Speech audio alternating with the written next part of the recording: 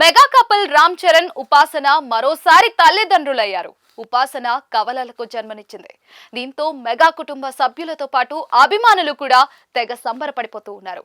ఇక రెండోసారి అమ్మా నాన్నలైన రామ్ చరణ్ ఉపాసనలకు స్టార్ సెలబ్రిటీల నుంచి అభినందనలు శుభాకాంక్షలు వెల్లువెత్తుతూ ఉన్నాయి. అయితే ఇదే సమయంలో ప్రముఖ జ్యోతిష్యుడు వేణుస్వామిపై భారీగా ట్రోలింగ్ జరుగుతూ ఉంది. మెగాభిమానులతో పాటు నెటిజన్లు సైతం ఈయనపై తెగ విమర్శలు గుప్పిస్తూ ఉన్నారు. వేణుస్వామి అంచనాలు తప్పిపోయాయి, ఆయన మళ్ళీ దొరికేశాడంటూ నెట్టింట పోస్టులు షేర్ చేస్తూ ఉన్నారు.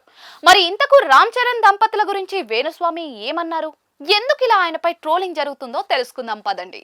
సెలబ్రిటీ జ్యోతిష్యుడిగా పేరొందిన వేణుస్వామి గతంలో రామ్ చరణ్ ఉపాసనల కూతురు క్లింకారా జాతకం ఇదేనంటూ ఓ వీడియో రిలీజ్ చేశారు.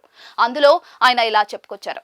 క్లింకారా పుట్టిన సమయం చాలా అద్భుతంగా ఉంది. తన జాతకంలో రాజయోగం ఉంది. ఆ అమ్మాయి మెగా కుటుంబానికి అదృష్టం తీసుకొస్తుంది. మెగాస్టార్ చిరంజీవి గారికి ఉన్నటువంటి యోగమే ఆ పాపకు కూడా ఉంది.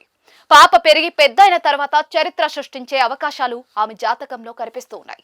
చిరంజీవి రామ్ చరణ్ ఉపాసనలకు ఉన్నంత పేరు క్లింకారకు కూడా వస్తుంది అని వేణుస్వామి చెప్పుకొచ్చాడు.